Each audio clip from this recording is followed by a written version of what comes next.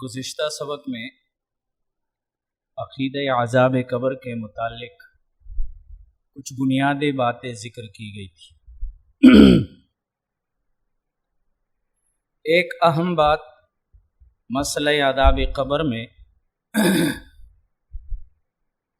اہل سنہ والجماع کا عقیدہ کیا ہے۔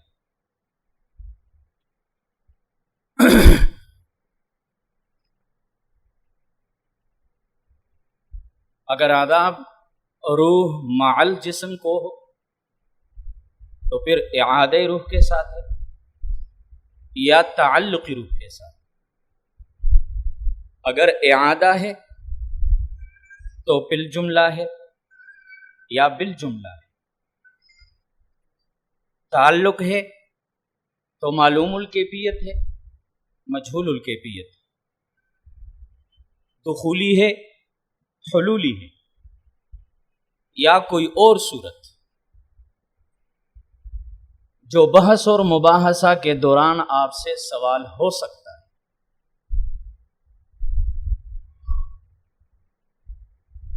اہل سنہ والجماع کے عقیدہ میں بنیادی بات یہ ہے کہ عالم برزخ میں جسد عنصری کو بتعلق روح عذاب و ثواب ہوتا ہے، جس کی تفصیل ہم اس طرح کرتے ہیں کہ عالم برزخ میں عذاب اور ثواب روح کو تو اصالتاً ہوتا ہے، کیونکہ عالم برزخ میں روحانیت کا غلبہ ہے، عالمی دنیا میں جسمانیت کا غلبہ ہے، یہاں جسم غالب ہے وہاں روح غالب ہے، تو اصالتاً تو عذاب اور ثواب روح کو ہوگا، لیکن روح کے تعلق ہونے کی وجہ سے جسم یا ذرات جسم کو بھی ہوگا۔ جسم کا عذاب اور ثواب طبعاً ہوتا ہے، لیکن عذاب اور ثواب میں دونوں شریک ہوتے ہیں، روح بھی اور جسم بھی۔ اور پہلے بھی میں نے بتایا کہ یہ جسم روح کی طرح ہم عالم برزخ میں مانتے ہیں کہ مرنے کے بعد میت اور مردہ خواہ اسی قبر میں دفن کیا جائے، ہوا پہ لٹکتا رہے، جانور کھائے، کہیں بھی ہو، یہ برزخ منتقل ہو چکا ہے۔ اسی وجہ سے میں نے بتایا برزخ زمانے کا نام ہے، الی یوم یبعثون۔ اب ان کے ساتھ جو کچھ بھی ہوگا وہ برزخ کے نام سے موسوم کیا جائے گا۔ اسی وجہ سے مرنے کے بعد عذاب اور ثواب کے عقیدہ کو عذاب قبر بھی کہتے ہیں اور عذاب و ثواب برزخ بھی کہتے ہیں۔ اگر کسی نے اس عذاب کو روحانی کہا ہے، جس طرح کہتے ہیں کہ ہم حیات الانبیاء میں حیات روحانی کے قائل ہیں، اس کا یہ مطلب نہیں کہ ہم صرف روح کے حیات کے قائل ہیں۔ اگر علماء اسلام کی کتب میں سے کہیں پر لکھا ہو کہ یہ حیات روحانی ہے، اس کا یہی معنی ہوگا کہ چونکہ عالمی دنیا سے مردہ عالم برزخ منتقل ہوا اور عالم برزخ میں روحانیت کو غلبہ حاصل ہے، اس لیے جو کچھ ہوتا ہے اصالتاً روح کو ہوتا ہے۔ جس طرح ہم اس دنیا میں اگر کوئی تکلیف ہوتی ہے تب آپ کسی کو تھپڑ مارتے ہیں تو روح کو مارتے ہیں یا جسم کو؟ اب اس کو جسمانی عذاب کہتے ہیں، تو اس کا کیا یہ مطلب ہے کہ صرف تکلیف جسم کو پہنچی روح کو نہیں پہنچی؟ اب جسمانی کا یہ مطلب دنیا میں نہیں کہ یہ تکلیف جسمانی ہے اور روحانی نہیں ہے، نہیں، اس کا مطلب یہ ہے جسم اصل ہے، روح تابع ہے۔ یہاں پر جب عالم برزخ میں منتقل ہوا تو روحانیت کا غلبہ ہوا۔ اب جو کچھ ہوگا روح کے ساتھ اصالتاً ہوگا، جسم کے ساتھ طبعاً ہوگا، اسی سے تعبیر کیا جاتا ہے روحانی عذاب اور ثواب۔ یہ مطلب نہیں کہ جسم کو نہیں ہوتا، صرف روح کو ہوتا ہے۔ تو اہل سنہ والجماع کے عقیدہ میں بنیادی چیز یہ ہے کہ روح کو، جسم عنصری کو بتعلق روح عذاب اور ثواب دیا جاتا ہے۔ اب اگر آپ کہیں پہ بحث کرتے ہیں، مناظرہ کرتے ہیں، تو تعلق کا لفظ مشکلات کا اضافہ کرے گا، کیونکہ مخالفین کو تنقید کا موقع ملے گا، سوال ہوگا تعلق بالجملہ، بالجملہ، من جملہ، معلوم الکیفیت، مجہول الکیفیت، حلولی، دخولی، سریانی، تریانی، بات لمبی چلی جائے گی۔ اسی لیے آسان راستہ، تعلق مانتے ہیں، مجہول الکیفیت مانتے ہیں، تعلق مانتے ہیں، اور آگے اگر آپ تفصیلات پوچھنا چاہتے ہیں، حلولی ہے، دخولی ہے، جب میں نے مجہول الکیفیت کہا، اس کے بعد آپ کو یہ حق ہی نہیں پہنچتا کہ آپ یہ کہیں تعلق کس طرح ہے۔ لیکن یہاں پر ایک دھوکہ دیتے ہیں، اس کو ذہن میں رکھیں۔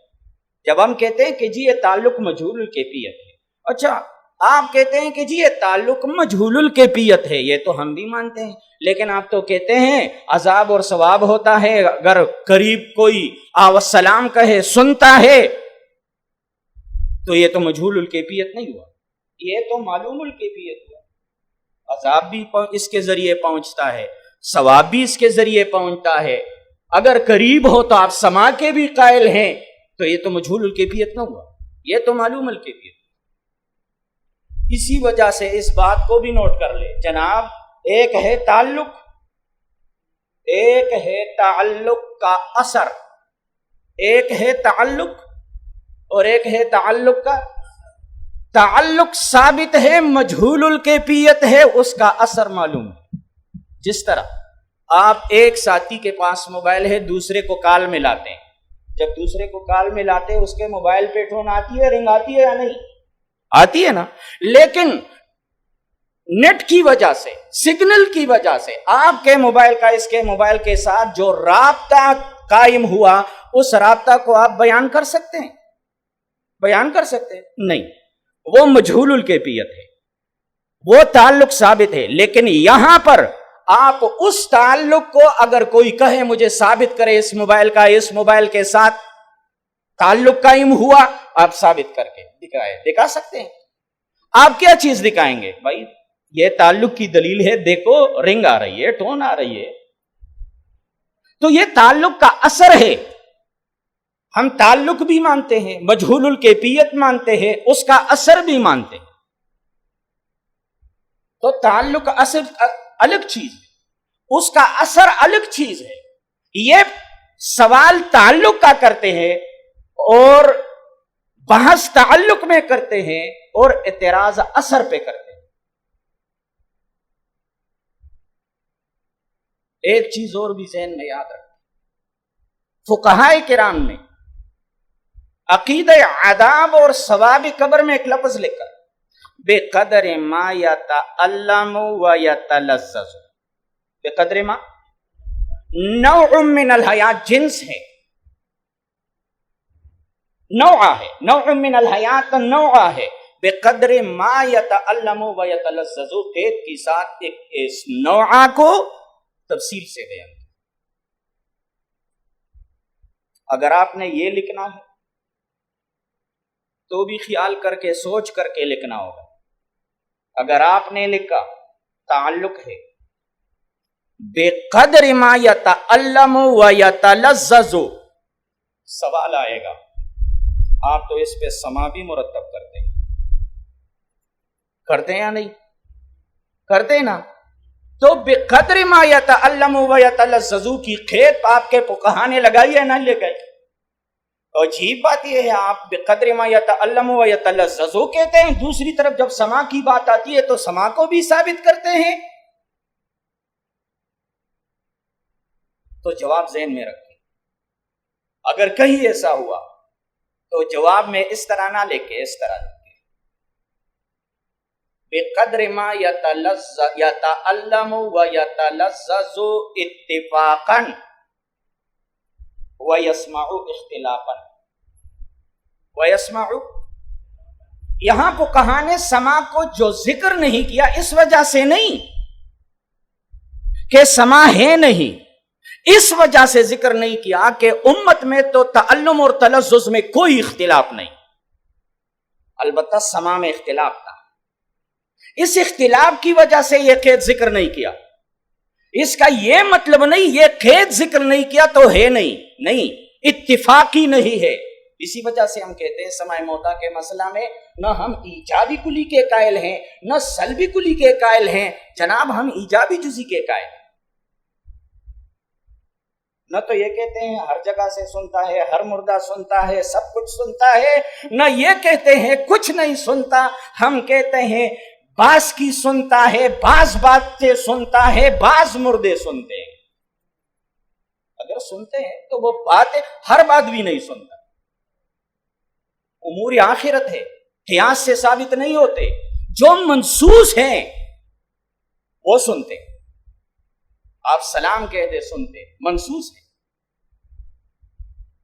یسمع قرع النعال منصوص ہے، یہ الگ بات ہے۔ آپ کے یہاں پر آپ کے قریب کچھ رہتے ہیں، کبھی کبھی ان کی بھی ویڈیو کلپ آتی ہے، بھی سنتے ہیں تو بتائے کیا سنتے ہیں، کیا سنتے؟ اچھا صرف سلام سنتے، سلام اور درود بھی سنتے، تو اور کچھ سنتے ہیں کہ نہیں سنتے؟ بھائی منصوصات سنتے ہیں، جتنی باتیں منصوص ہے وہ سنتے ہیں، غیر منصوص میں ہماری کلام جو منصوص ہے۔ اسی وجہ سے تو ہم کہتے ہیں من صلی علیہ عند قبری سمعت ومن صلی علیہ نائیا ابلغتہ، ہم تو درود اور سلام کی بات کرتے ہیں اور یہی قید لگاتے ہیں کیونکہ یہ منصوص ہے۔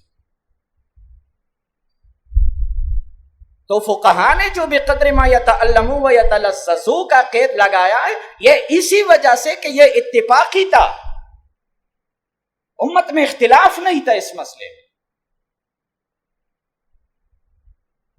تو پہلی بات اہل سنہ والجماعہ کی روح کا جسم سے تعلق ہے، وہ تعلق مجہول الکیفیت ہے، ان کا اثر اپنی جگہ پہ تعلم اور تلذذ کی صورت میں ثابت ہے۔ اچھا ایک اور بات، وہ جو میں نے آپ کو پہلے بتایا تھا، ان لوگوں کا نام نہیں لیتا، وہ جو میں نے کہا تھا کہ نہیں اس کا تسمیہ بالضد ہے، اس کا جو نام ہے وہ تسمیہ بالضد ہے۔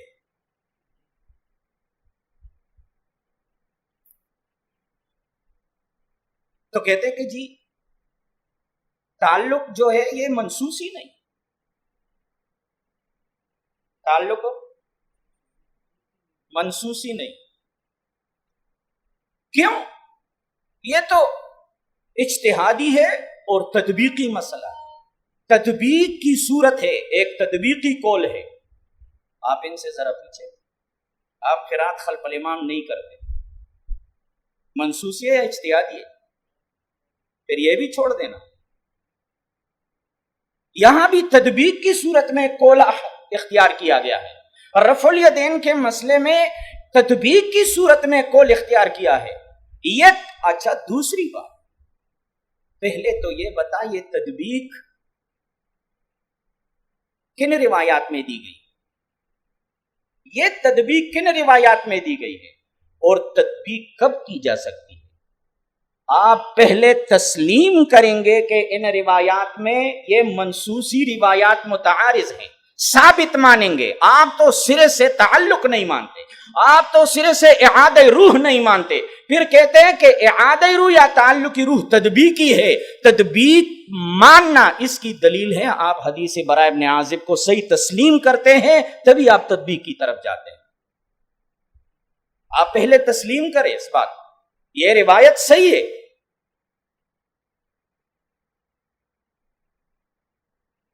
اچھا اب اگر کوئی تعلق پر دلیل مانگے،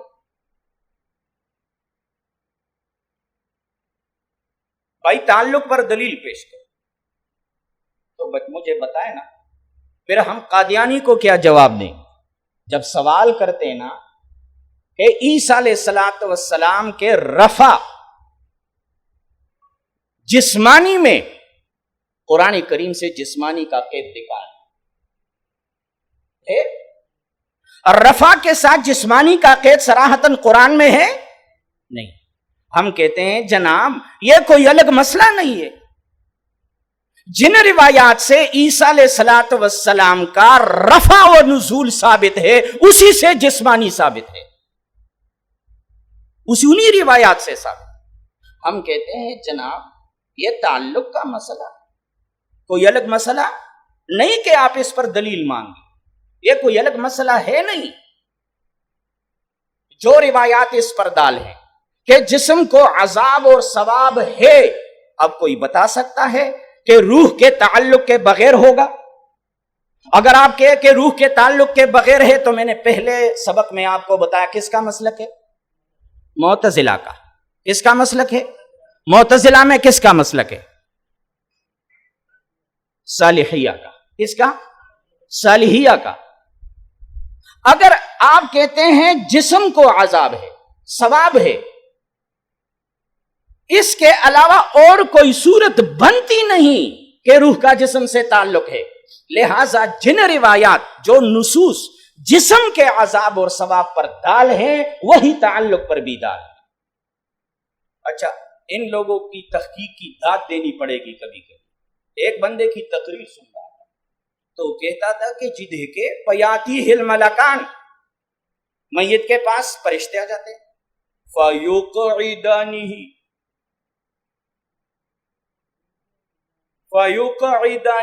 فَيُجْلِسَانِ، مردہ خود نہیں اٹھتا، یہ لوگ اٹھاتے ہیں۔ کتنی بڑی دلیل ہے، میت میں حیات نہیں ہے تو پہلے یہ بتا کہ وہ اٹھ نہیں سکتا تو فرشتے اٹھاتے کیوں ہیں؟ کیوں اٹھاتے؟ اچھا، اگر پیقعدانی کا مطلب یہ لیا جائے کہ مردہ جسم میں حیات نہیں ہے اسی وجہ سے فرشتے اس کو اٹھاتے ہیں، تو پھر آگے کیا جواب دو گے؟ فَيَقُولُ رَبِّيَ اللَّهُ، فرشتے اس سے جواب نکالتے ہیں۔ عجیب لوگ ہیں، تعویلات کی بھی کوئی حد ہوتی ہے۔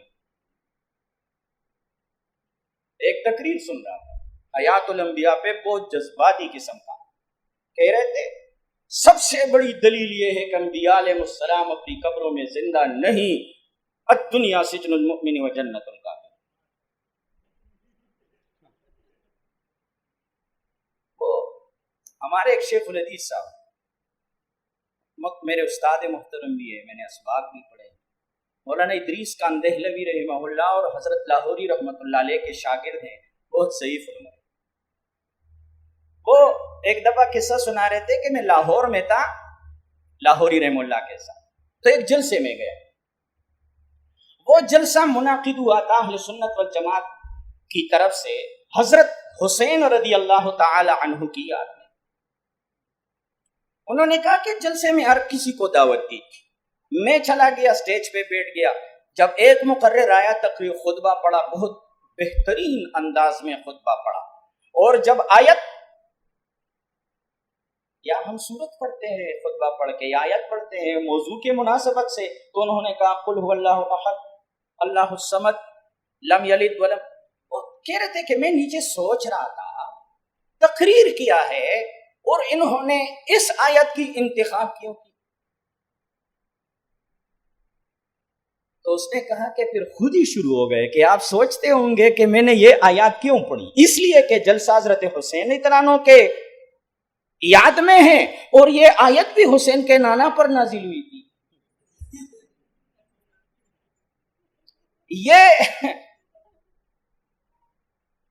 یہ ربط ہے نا، ہم کہتے ہیں دفع دخل مقدر بھی خود ہی کر دیا۔ حضرت مولانا مفتی انور کاڑوی صاحب دامت برکاتہم العالیہ فرماتے تھے کہ ایک جگہ عبدالستار تونسی صاحب رحمہ اللہ کا کسی شیعہ سے بنات کہ نبی کے موضوع پر صلی اللہ علیہ وسلم مناظرہ تھا۔ اب وہ تو ایک بیٹی مانتے ہیں شیعہ۔ اب یہاں پر عبدالستار تونسی رحمہ اللہ نے دلیل میں آیت کریمہ پیش کی، قل ولی بنات کا، بنات لفظ ہے قل ازواجک و بناتک، تو عبدالستار تونسی رحمہ اللہ نے اس جملہ سے دلیل پکڑی بنات جمع کا اطلاق 3 پر ہوتا ہے، کم از کم 3 تو ہے۔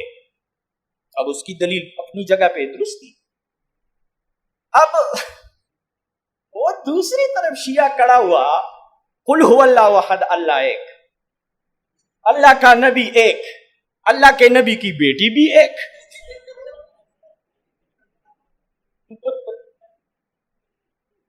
یہ لوگ اس طرح اس قسم کے دلائل پیش کرتے ہیں۔ جی اس بات پر بڑی دلیل یہ ہے کہ الدنیا سجن المومن و جنت الکافر۔ اب یہ دلیل ہے حضرات کی۔ بہرحال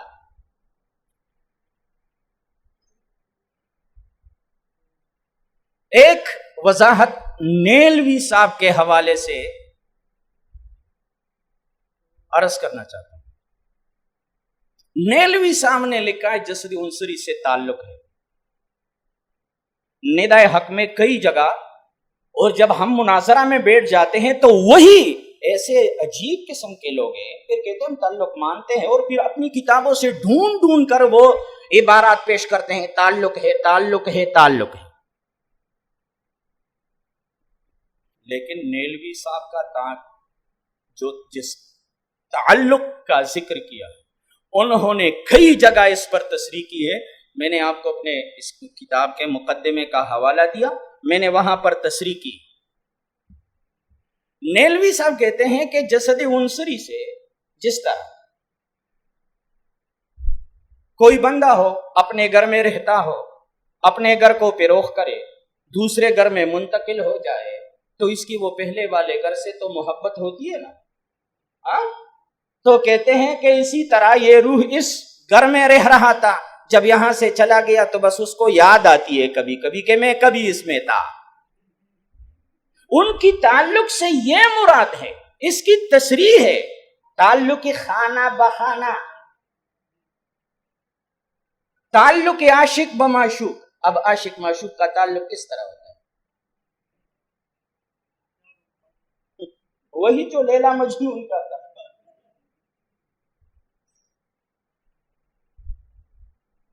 ہمارے ایک استاد فرما رہے تھے نا کہ مجنون جو تھا یہ حضرت حسن رضی اللہ تعالیٰ عنہ کے دور میں تھا۔ پتہ نہیں بات ٹھیک ہے یا نہیں، میرے ذہن میں نہیں، لیکن ویسے تپنن طبع کے لیے ایک قصہ سنا رہا ہے۔ تو حضرت حسن اطران نے ان سے کہا کہ ارے بھائی آپ نے سنا نہیں، میں نے حضرت امیر معاویہ رضی اللہ تعالیٰ عنہ سے صلح کی اور میں نے حکومت ان کو حوالہ کی، آپ اس کے بارے میں کیا کہتے ہیں؟ انہوں نے کہا کہ بس آپ نے ٹھیک کیا، ویسے اگر آپ لیلا کو دیتے تو اچھا ہوتا۔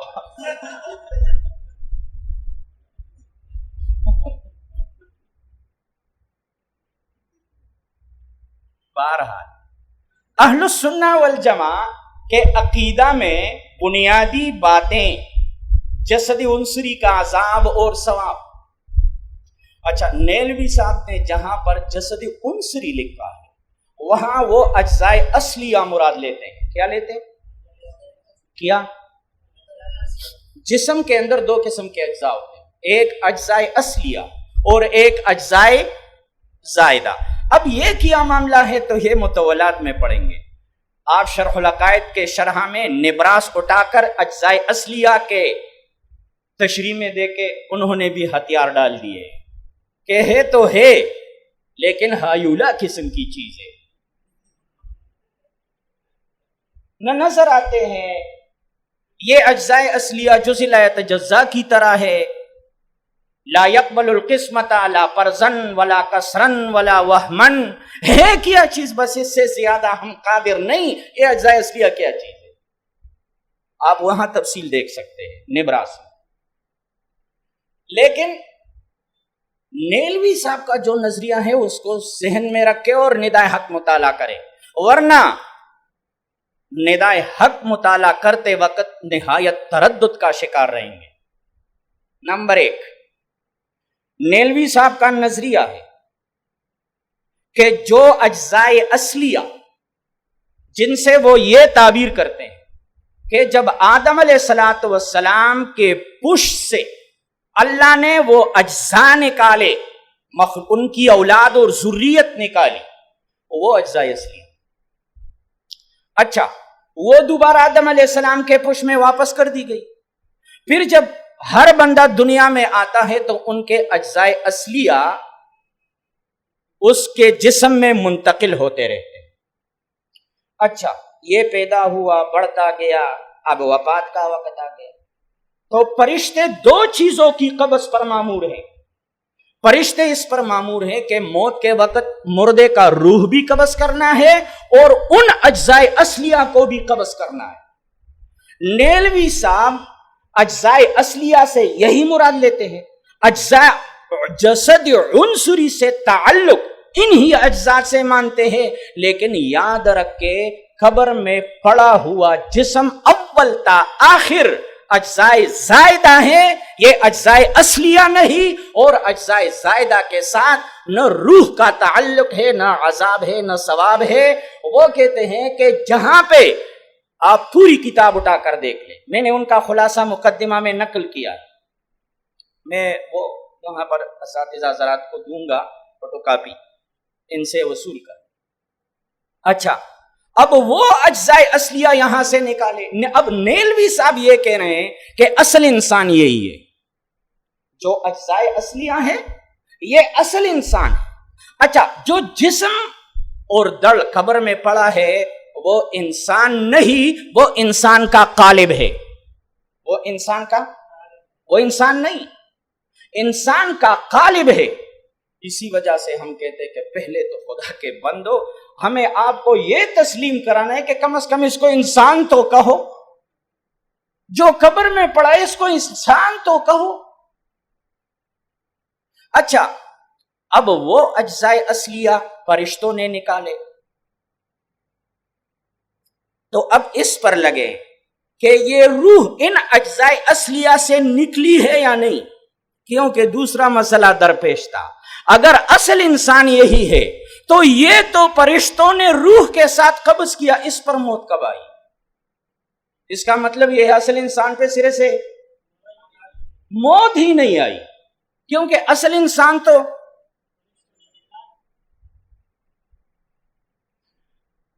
پھر لے دے کر کے آگے پیچھے لکھتے ہیں کہ جی اس طرح معلوم ہوتا ہے کہ پھر اللہ فرشتوں کو حکم دیتا ہے کہ ان اجزائے اصلیہ سے بھی عالم برزخ میں یہ روح نکالو۔ اچھا، پھر کیا ہوتا ہے؟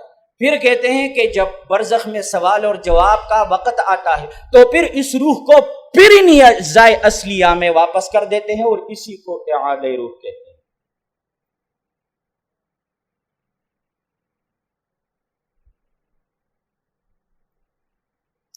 اچھا، نیلوی صاحب نے نوع من الحیات کا عنوان قائم کیا ہے، لیکن اس سے دو کا نکا ہے، اس کے لیے بھی وہ مقدمہ ملاحظہ کرے، حوالہ جات وہاں ہے، لیکن اتنا بتا دوں نوع من الحیات سے بھی وہ انہی اجزائے اصلیہ کی حیات مراد لیتے ہیں، اس قبر میں پڑے ہوئے جسم کی نہیں۔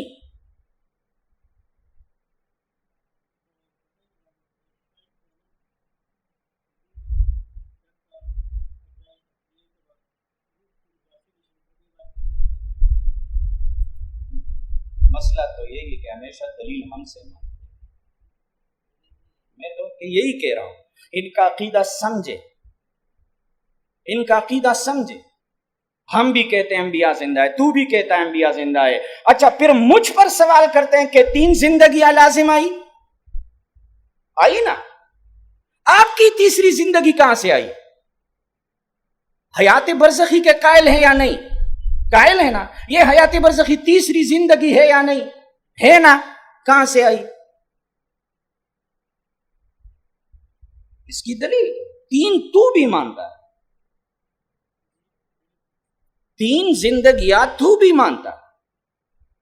اچھا، اب وہ باؤ کا تجربہ آگا وہی قصہ ہے، آپ کی بات جر دیتی ہے، ہماری والی نہیں۔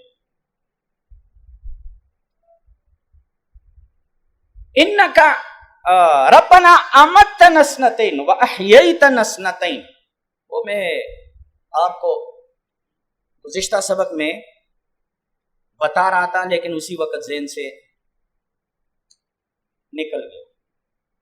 اسی آیت کی تفسیر ربنا امتنا سنتین واحییتنا سنتین، 2 مرتبہ زندگی اور 2 مرتبہ موت دی آپ نے۔ آپ البصائر اٹھا کر دیکھیں یہاں پہ جس وقت میں پڑھ رہا تھا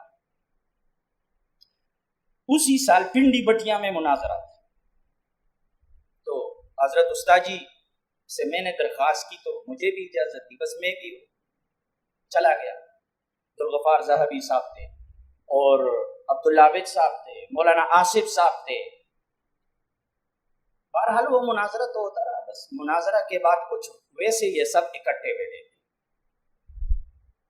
تو میں نے میاں اسلم سے پوچھا، میں نے کہا جی آپ نے سارا مناظرہ اس پہ کیا کہ نہ اس جسم میں حیات ہے نہ اس قبر میں حیات ہے، آپ کس جماعت سے تعلق رکھتے ہیں؟ انہوں نے کہا میں اشاعت توحید سے تعلق۔ میں نے کہا البصائر میں تو صاف لکھا ہے وقد اتفق اہل السنت والجماعہ علی ان المیت یحیی فی القبر، وہاں تو اہل سنت کا اجماع بتا رہے۔ کہا اچھا مجھے تو نہیں پتا۔ آپ البصائر اٹھا کر دیکھیں، اس آیت کی تفسیر حیات فی القبر سے کی، وقد احتج العلماء، اس آیت کریمہ سے علماء نے عذاب قبر اور حیات فی القبر پر استدلال کیا، لیکن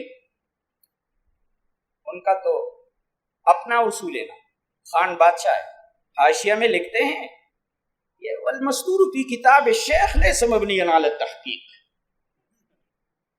یہ جو شیخ نے لکھا ہے کہ اس قبر میں حیات ہوتی ہے یہ کوئی تحقیقی بات۔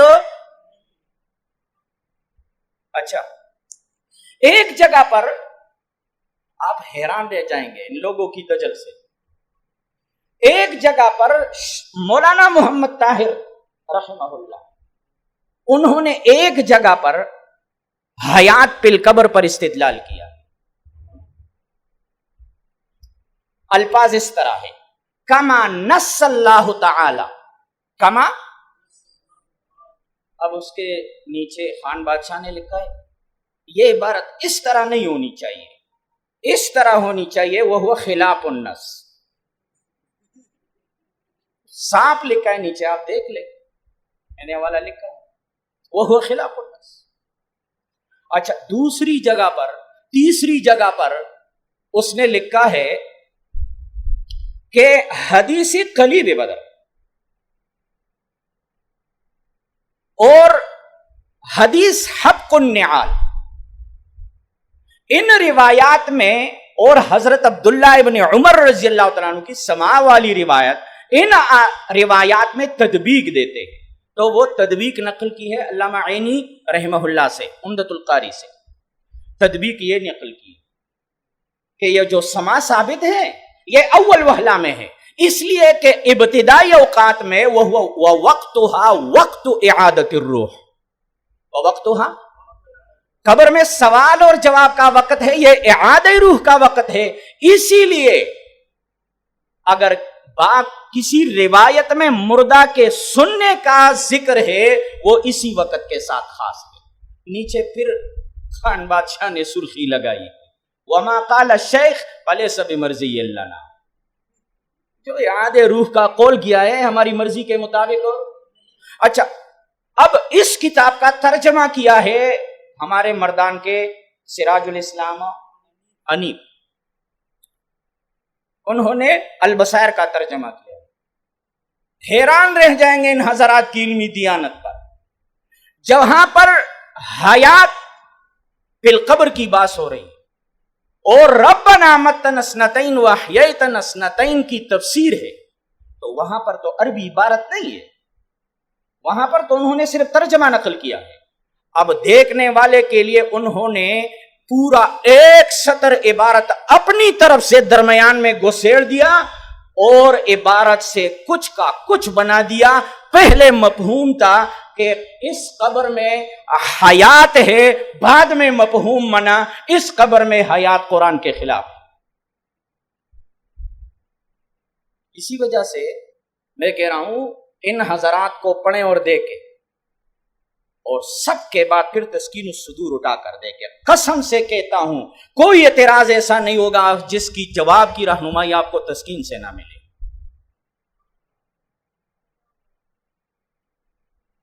پڑھیں۔ اچھا درمیان میں ایک بات آئی، وہ ایک ساتھی نے مجھ سے سوال کیا پہلے کہ جی اس وقت چونکہ وقت کم تھا میں تفصیل نہ کر سکتا کہ جی تسکین الصدور میں تو یہ لکھا ہے کہ جمہور کے ہاں اعادہ دفن کے بعد ہوتا ہے. اب دفن سے پہلے تعلق ہوتا ہے یا نہیں؟ ملا علی قاری رحمہ اللہ کی مرقات اٹھا کر دیکھ لیں، قدمونی قدمونی کی روایت کی تشریح میں لکھتے ہیں یہ عبارت اس کی واضح دلیل ہے کہ مرنے دفن سے پہلے بھی روح کا جسم سے تعلق ہوتا ہے، اور یہ قدمونی قدمونی اس کی دلیل. تو یہ کہتے کہ جی یہ زبان حال ہے، یہ جو میت بولتے ہیں نا یہ زبان حال سے کہتا ہے کہ قدمونی قدمونی. اچھا اگر یہ زبان حال ہے تو خدا کے بندے حدیث کے آخر میں جو یہ جملہ ہے کہ اگر انسان نے ان آواز کو سنا لصعقا تو بے ہوش ہو جائے گا، تو کیا زبان حال سے بے ہوشی ہوتی ہے یا قال سے؟ کچھ کہتے ہیں تو قدمونی والی روایت ملا علی قاری رحمہ اللہ نے لکھا ہے دفن سے پہلے بھی تعلق ہوتا ہے. لیکن ایک بات ذہن میں رکھے، چونکہ یہ تمام مراحل برزخ کے ہیں وہ ایک طرح نہیں ہوتے، اس لیے جب سوال اور جواب ہوگا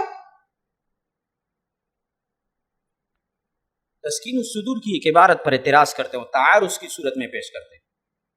اچھا یہ بات ذہن میں رکھے، تسکین الصدور پر شیر محمد جنگوی نیلوی کے شاگرد نے رد لکھی تھی آئین تسکین الصدور.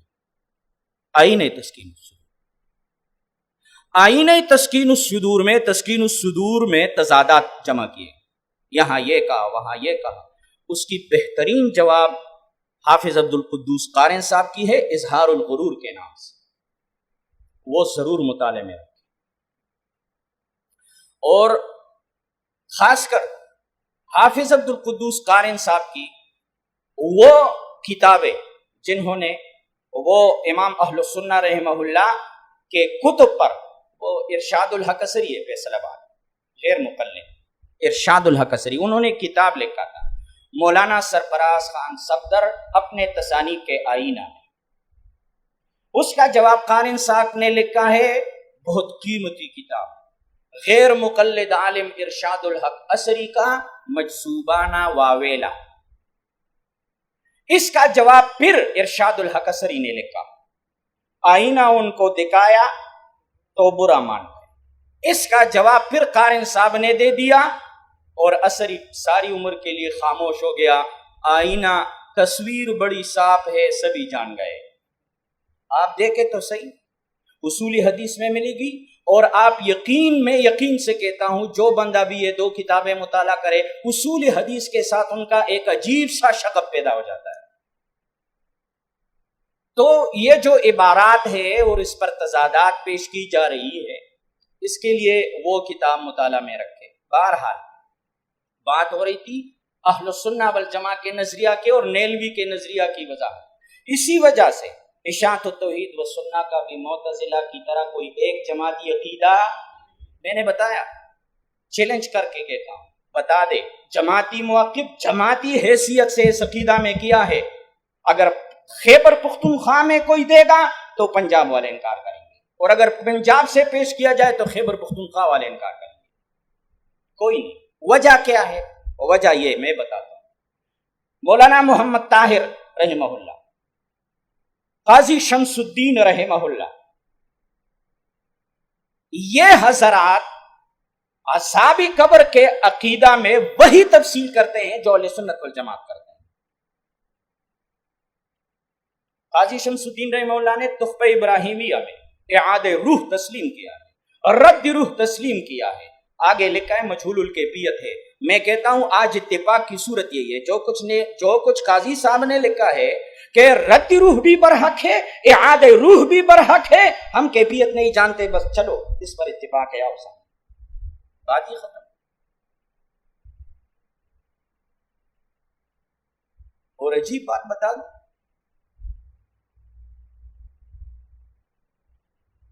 توسل بالذات میں بھی یہ دونوں الگ ہیں. توسل بالذات میں بھی یہ دونوں الگ ہیں. توسل کے بالذات بھی وہ تفصیل ہے، بہرحال اتنا بتا دیتا ہوں کہ توسل بحرمت فلاں، توسل بالذات ہے یا نہیں ہے نا؟ توسل بالذات ہے، توسل بحرمت فلاں سے دعا مانگنا توسل بالذات ہے۔ تو اگر کوئی کہے کہ جی یہ بدعت ہے تو بتا بحرمت فلاں جائز ہے یا ناجائز؟ مجھے پتا ہے یہی کہے گا ناجائز ہے۔ خان بادشاہ نے لکھا ہے شیعوں کا مسلک، لیکن مولانا طاہر کی الانتصار لسنت سید الابرار اٹھا کر دے کے لکھتے ہیں بحرمت فلاں سے دعا جائز۔ قاضی شمس الدین میں تحفہ ابراہیمیہ میں لکھا ہے کہ اگر کوئی ہماری طرف یہ بات منسوخ کرتا ہے کہ ہم بحرمت فلاں کے دعا کے منکر ہے تو یہ ہم پر ابتراء ہے۔ اگر تو اس کے بعد اگر کوئی توسل بالذات پر دلیل مانگے تو پہلے ان سے ان پر دلیل مانگو، پھر بعد میں اپنی دلیل پیش کرو۔ بحرمت فلاں کے قائل تم بھی ہو، یہ بھی بالذات ہے، اس پر پہلے دلیل دو، جس دلیل سے یہ جائز ہے اسی دلیل سے دیگر جائز ہے۔ تو یہ دو حضرات عذاب قبر کے مسئلے میں الگ ہیں۔ اچھا، دوسرا نظریہ اشاعت التوحید میں شہاب الدین خالدی کی اور سجاد بخاری اقامت البرہان والے کی، ان کا عقیدہ اور نظریہ ہے جو کچھ ہوتا ہے صرف اور صرف روح کے ساتھ ہوتا ہے، جسم کے ساتھ کوئی تعلق نہیں۔ یہ نظریہ اقامت البرہان سجاد بخاری اور شہاب الدین خالدی کے، شہاب الدین خالدی کی کتاب عقائد الاسلام، عقائد علماء اسلام ہم نے چاہتی ہے، اس کو پڑھ کر دیکھے، بہت کام کی چیز۔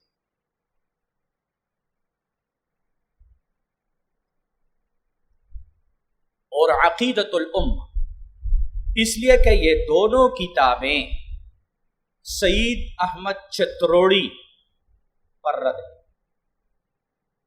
اور عقیدت الامہ میں تو بہت کچھ ہے، اور یہ جو کفر کے فتوے سعید احمد خان نے لگائے وہ اسی پر لگائے، شہاب الدین خالدی پر۔ اسی لیے احمد سعید چتروڑی کی کتاب انسان کی حقیقت وہ بھی مطالعہ میں رکھ کے میں نے بتایا، صاف صاف لکھا ہے جو بندہ اس قبر کو قبر نہیں کہتا وہ قرآن کا منکر ہے، پکا کافر ہے، بات ہی ختم۔ اچھا،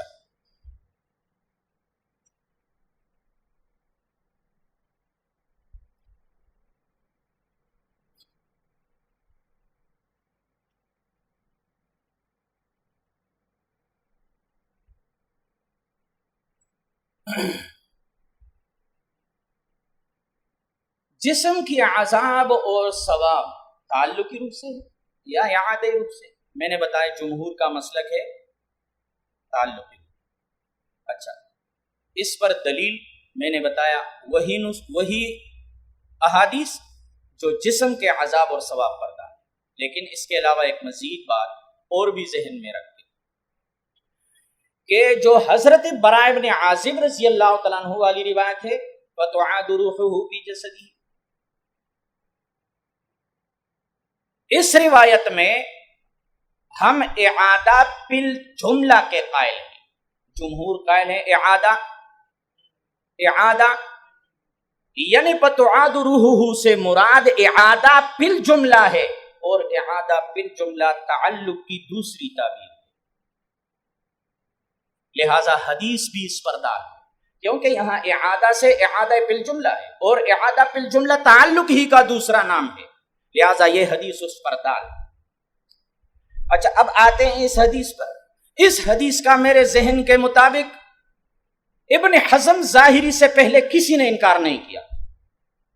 ابن حزم ظاہری آیا، اس کا انکار کیا۔ کیوں کیا؟ ایک بنیادی بات بتاتا ہوں، منہال ابن عمر کے تفرد کی وجہ سے، منہال ابن عمر کے تفرد کی وجہ سے کہ اس میں منہال ابن عمر متفرد ہے، لیکن الحمدللہ ہمیں اس کا بھی مطابق مل گیا۔ مسند الرویانی میں اس کی دوسری سند ہے اور اس میں منہال کی جگہ دوسرا راوی موجود ہے، حوالہ کتاب کے اندر ہے، ابھی ذہن میں یاد نہیں۔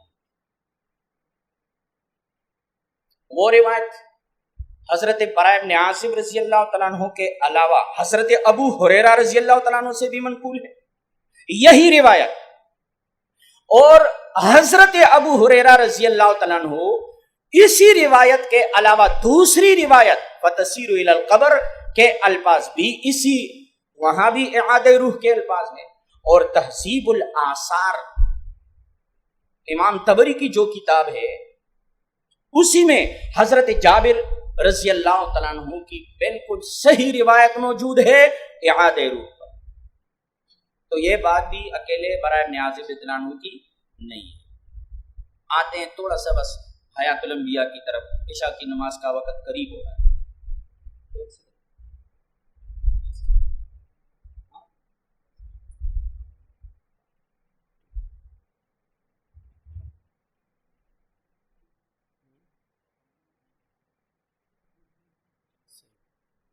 اچھا، حیات الانبیاء کا مسئلہ عقیدے کا مسئلہ ہے، ضروریات اہل سنہ میں سے اس کا منکر پکا ٹکا بدعتی ہے، اس کے پیچھے نماز پڑھنا مکروہ تحریمی۔ اچھا، لیکن چند باتوں نے اور چند اصطلاحات نے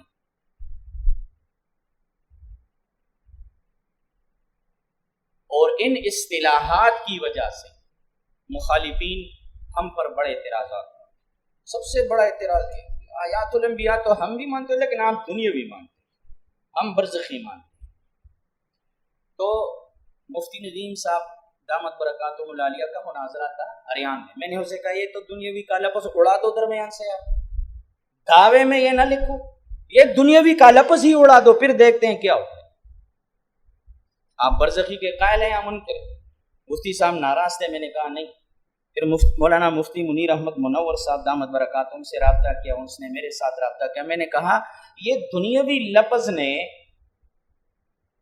اس دنیاوی کی لفظ سے یہ لوگ بے جا اعتراضات کرتے ہیں۔ دنیاوی سے ہماری مراد کیا ہے؟ بس اتنی سی بات ہے۔ انبیاء علیہ السلام کی حیات دنیاوی ہے، اس کا معنی صرف اور صرف یہ ہے کہ مرنے کے بعد، وفات کے بعد یہ حیات انبیاء علیہ السلام کے ان ابدان مبارکہ کو حاصل ہے جو دنیا میں تھے۔ تو دنیاوی سے دنیاوی جسم مراد ہے۔ کیا مراد ہے؟ کیا مراد ہے؟ 3 جگہ پر تسکین الصدور میں امام اہل سنہ نے اس کی تصریح کی ہے، اور المسلک المنصور میں بھی تصریح کی ہے کہ دنیاوی سے ہماری مراد کیا ہے؟ صرف یہ ہے۔ دیکھیں یہ قید کیوں لگایا؟ چونکہ منکرین پیدا ہوئے، وہ یہ کہتے تھے کہ مرنے کے بعد یہ جو جسم دنیا میں تھا ان کو حیات حاصل نہیں بلکہ ایک الگ جسم کو حاصل ہے۔ تو ہمارے علماء کرام نے اس حیات کے ساتھ دنیاوی کی قید بڑھا دی کہ یہ حیات اسی جسم کو حاصل ہے جو دنیا میں تھا، اور مقصود ان حضرات کا رد کرنا تھا جو دنیاوی جسم مبارک کے حیات کے قائل ہو، بس حیاتی دنیاوی کی یہی مراد۔ تو میں نے استاد محترم مولانا منیر احمد منور صاحب دامت برکاتہم سے عرض کیا کہ حضرت ایک اور کام کرتے ہیں۔ انہیں کہا کہ میں نے کہا یہ دنیاوی کا لفظ حیات سے اٹھا کے جسم سے لگا دو، دنیاوی کی لفظ حیات سے ہٹا وہاں جسم کے ساتھ لگا دو۔ تو میں نے وہاں دعویٰ یہ لکھا کہ انبیاء علیہ السلام عالم برزخ میں، کہاں پہ؟ عالم برزخ میں۔ ساتھیوں نے کہا قبر لکھے، میں نے نہیں لکھا۔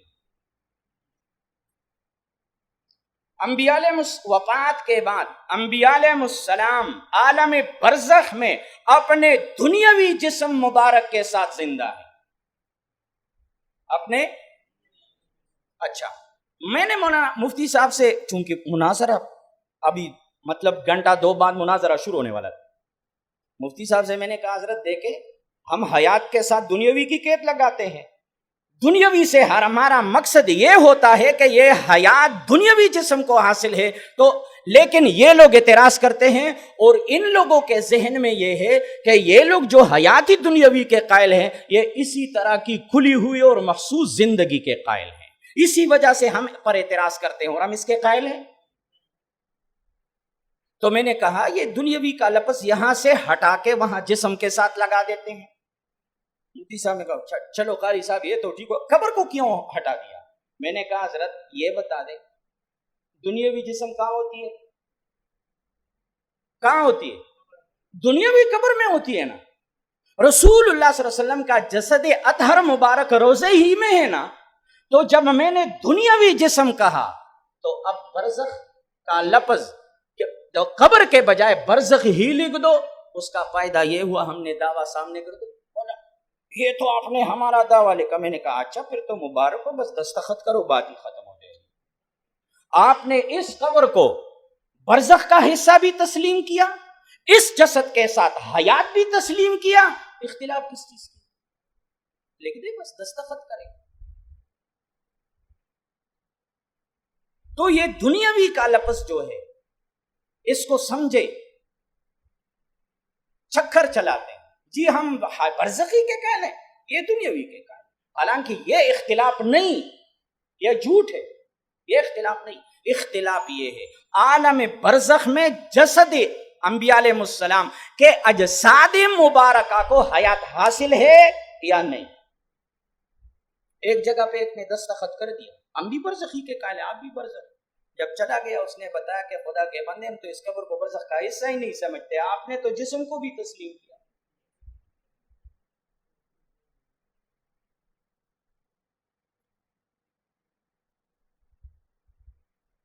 اچھا دوسرا اشکال جی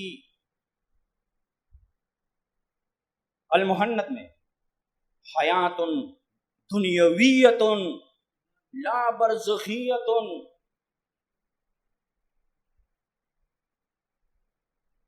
ارے خدا کے بندو کہیں تو المحنت کو اٹھا کر بھی دیکھو نا،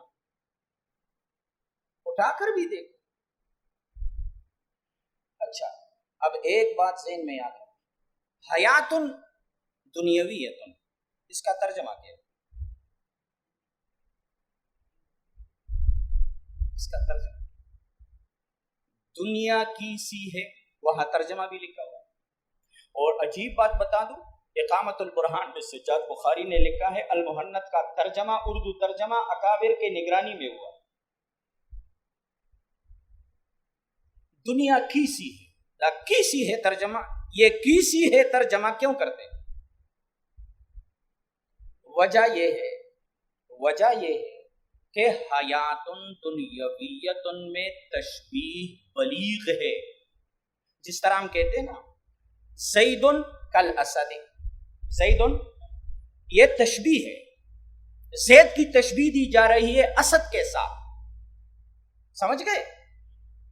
لیکن جب تشبیہ بلیغ ہو تو ادات تشبیہ کو حذف کیا جاتا ہے، زید اسد کہا جاتا ہے۔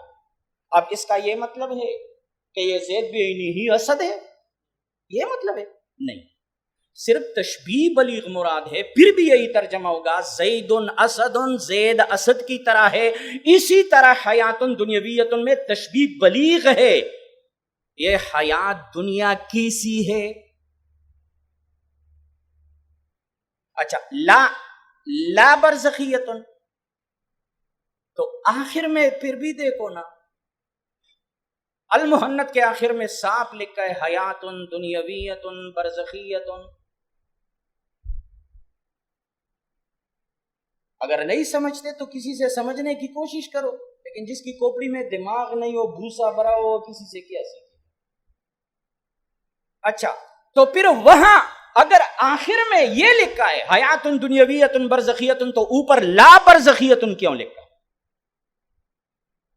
وہاں پر یہ بھی لکھا کما ہی حاصلۃ لسائر المومنین، یہ معنی نہیں برزخی نہیں، معنی یہ ہے جو برزخی حیات عام مومنین کی ہے اس جیسی نہیں، اس جیسی نہیں. تو یہ حیات دنیاویت، یہ المحنت کے بارے میں بھی میں نے آپ کو بتا دیا اور دنیاوی کے لفظ کے بارے میں بھی بتا دیا.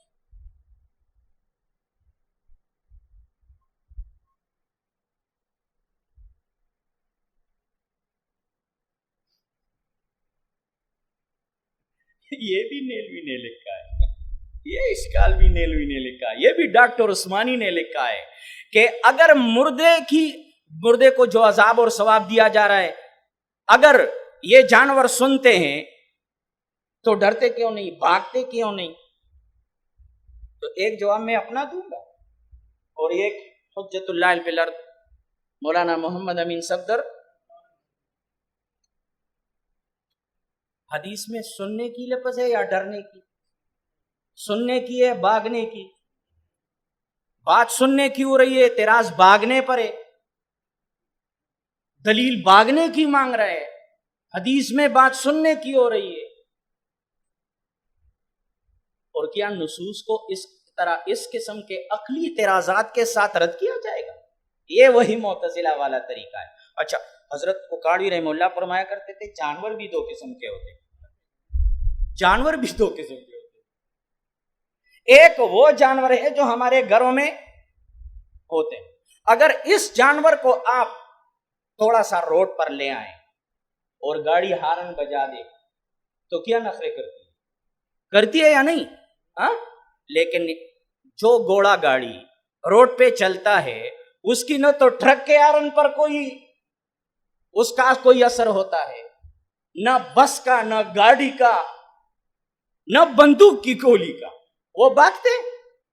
اگر اس آوازوں سے بھاگنا ضروری ہے تو پھر یہ بتائیں جو روڈ پہ جانور چلتے پھرتے ہیں یہ کیوں نہیں بھاگتے؟ اس کا جواب تو دے، اس کا میں دوں گا.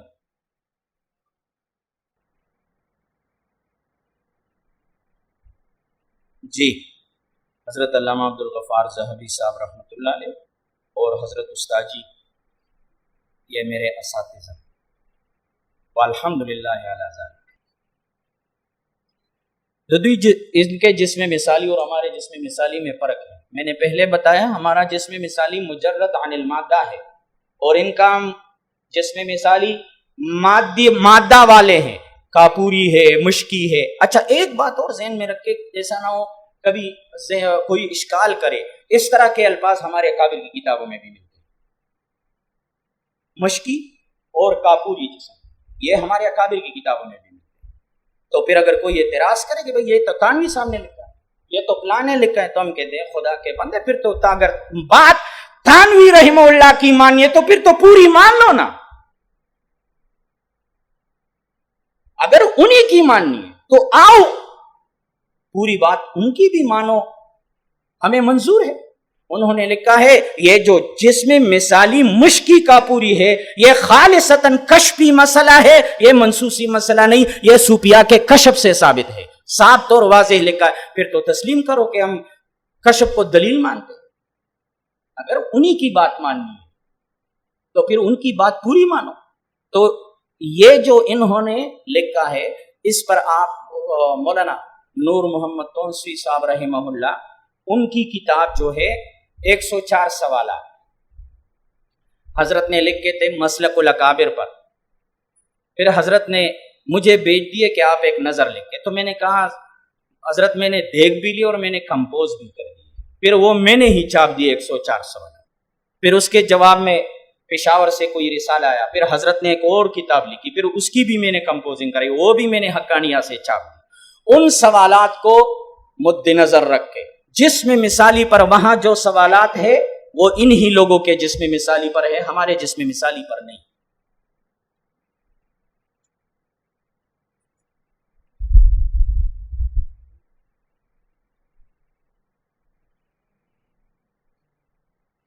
مماتیوں کے ساتھ تعلق رکھنا کیسا ہے اور جو علماء سے تعلق رکھتے ہیں ان کے بارے میں آپ کا کیا خیال ہے؟ بھائی مماتیوں سے تعلق رکھنا ٹھیک نہیں.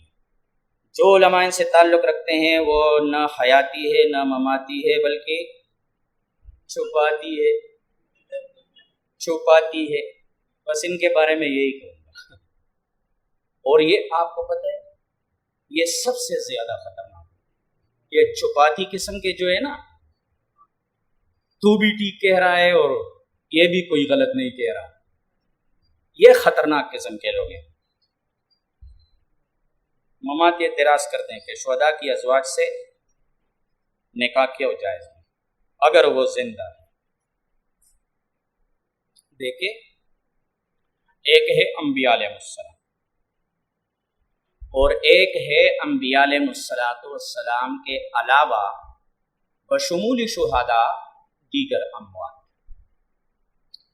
انبیاء علیہ السلام کے ازواج مطہرات سے نکاح بعد الوفات جائز نہیں۔ اس کی ایک وجہ یہ ہے کہ وہ منسوسی ہے، اس پر الگ نص موجود ہے، نمبر 1۔ ہاں، اس پر الگ نص موجود ہے قرآن کریم۔ ہاں،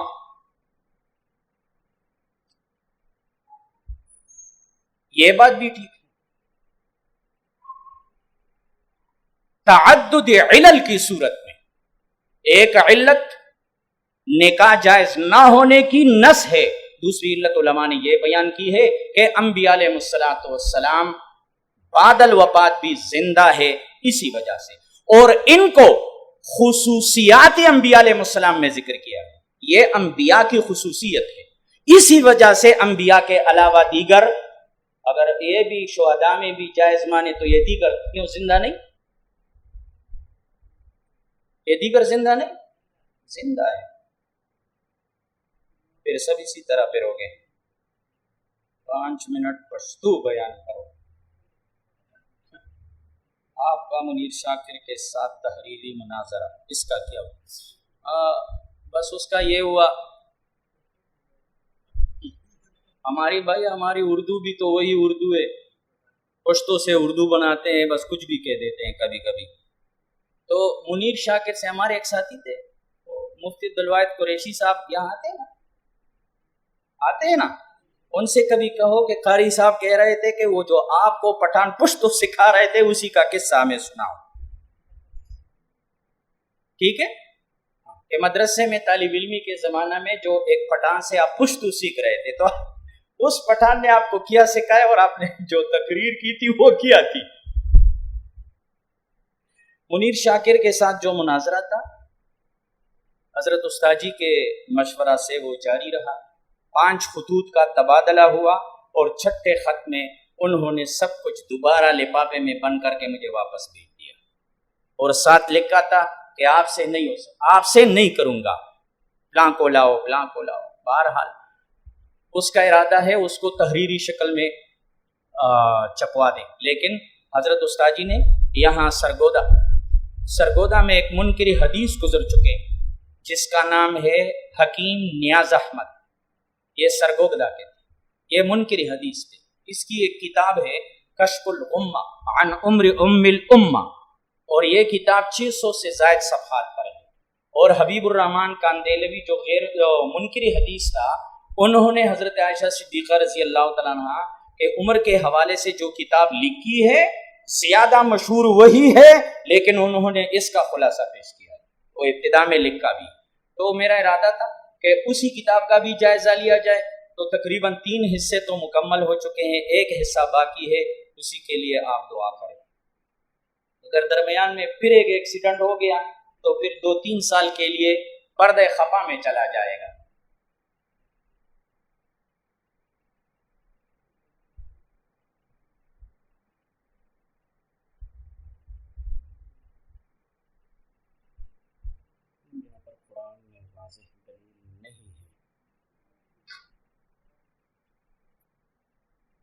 قرآن حیات الانبیاء پر قرآن پاک میں واضح دلیل نہیں ہے، اعتراض ہوتا ہے، غلط ہے۔ نیلوی کی کتاب ندائے حق اٹھا لیں، یہی پر مکتبہ میں ہوگا، جا کے دیکھ لے، پہلی جلد ہے، حیات الانبیاء اور حیات شہداء کی باس ہے۔ اس آیت کریمہ ولا تقولوا لمن یقتل فی سبیل اللہ اموات۔ اس آیت کے تحت لکھا ہے کہ حیات الانبیاء کے لیے یہی ایک ہی آیت کافی ہے، یہی ایک ہی آیت کافی ہے، اس لیے کہ شہداء کی حیات عبارت النص اور انبیاء علیہ السلام کی حیات بدلالت النص ثابت ہے۔ جو عبارت النص سے ثابت ہے وہ بھی قطعی ہے، جو دلالت النص سے ثابت ہے وہ بھی قطعی ہے۔